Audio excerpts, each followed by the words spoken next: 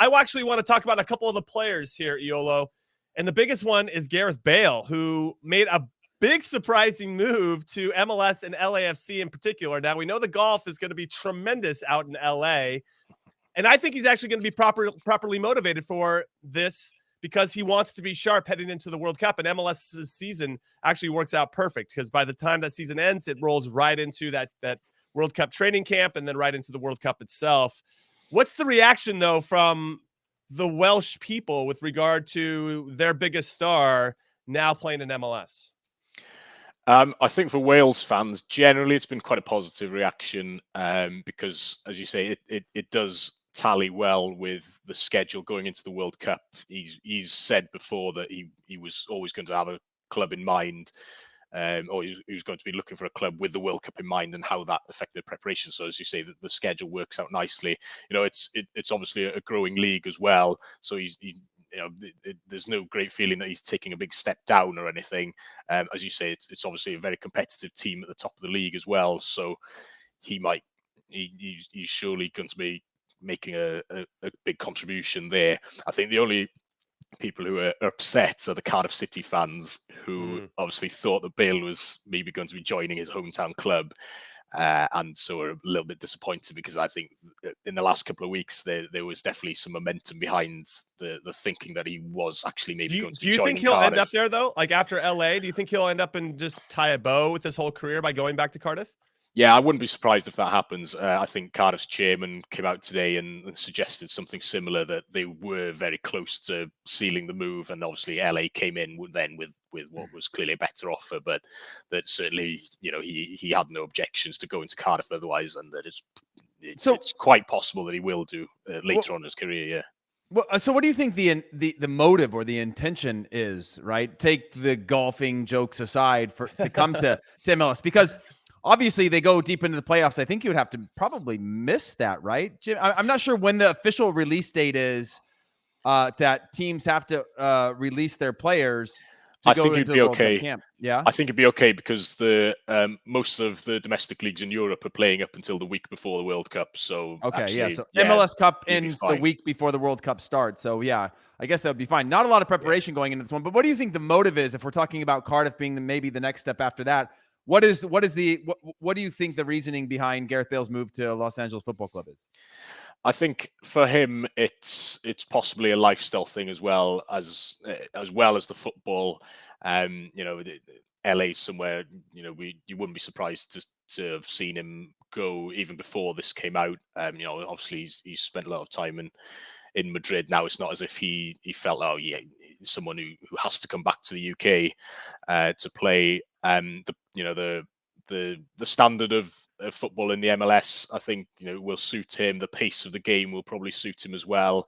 He's looking at that, and I think we always thought that was somewhere that he might end up going. Obviously, he's come out of Real Madrid where there was such the high pressure environment. He didn't have a great relationship with the fans by the end, and I think maybe going to somewhere like LA might kind of take a little bit of the pressure that he felt being somewhere like Madrid. There's certainly going to be less attention on him. I know obviously he's the big star in the league, but in terms of him as a person in LA, I'm sure he's going to be feeling. It actually makes me kind of nervous. Less recognised and less pressures as walking around in Madrid, for example, and all that kind of relationship with the fans.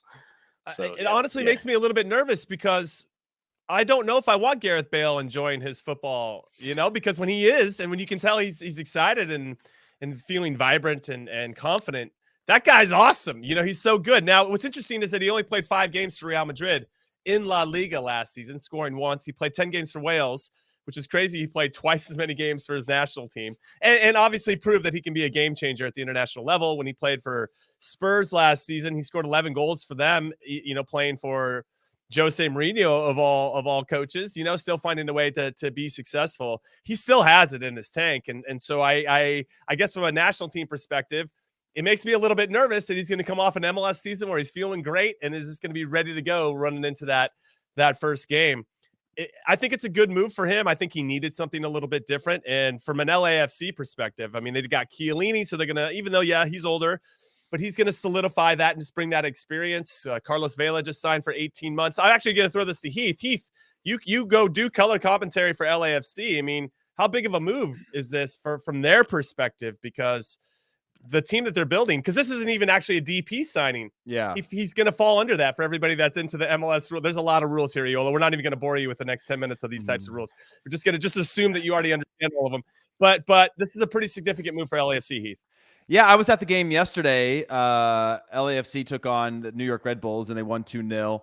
And the team's in fantastic form right now. But I ran into John Thorrington, and he talked about basically having to throw his phone away just because of how busy it was. And I think sometimes we forget just how good Gareth Bale is and has been in his career, right? And he's had iconic moments, but when you think about the Gareth Bale from 5-6 years ago, it's unbelievable. And I think in the US, we're quick to forget just because it's a growing sport and we're like obsessed with the next thing, that the people in the know are more excited about the signing than what it felt like when Carlos Vela came in terms of how he can now add to the pieces of this team if he's in form. And you talked about Chiellini, and they're kind of hedging their bets over this next window of time that all three of these players, including the quality that they already have in the squad, that something special is going to happen. And they're missing a few of these pieces. Obviously, Diego Rossi leaving, and Rodriguez not being quite the level that they want him to be, the Uruguayan international. And so, yeah, I all things considered, it's a massive, massive move. And the buzz around the club and at the stadium yesterday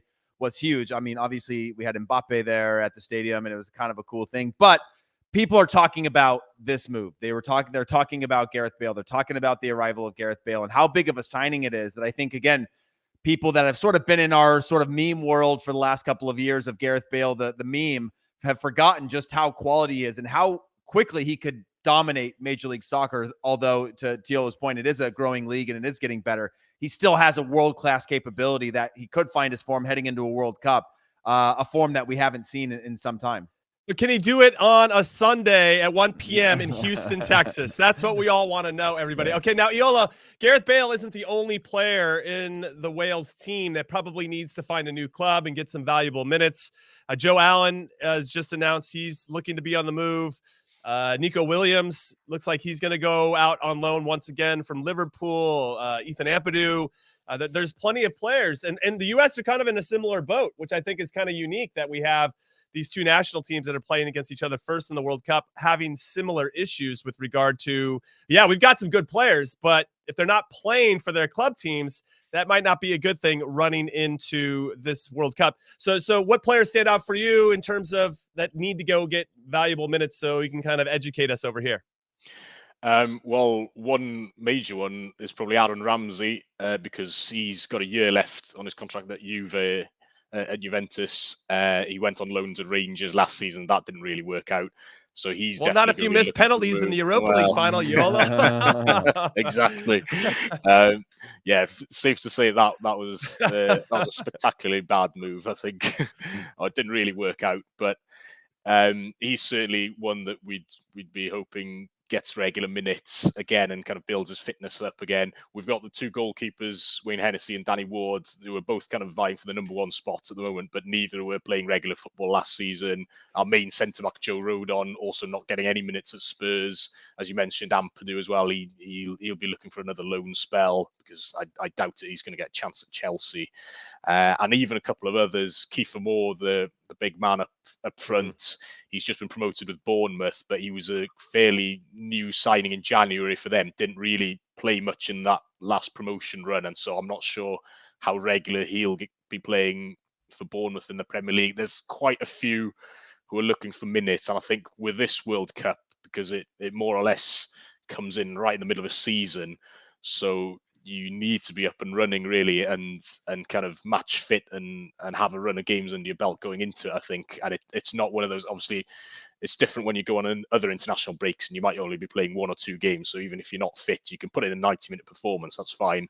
But going to a tournament, you need to be playing 90 minutes every 3 or 4 days, and you have to have that match fitness to do that.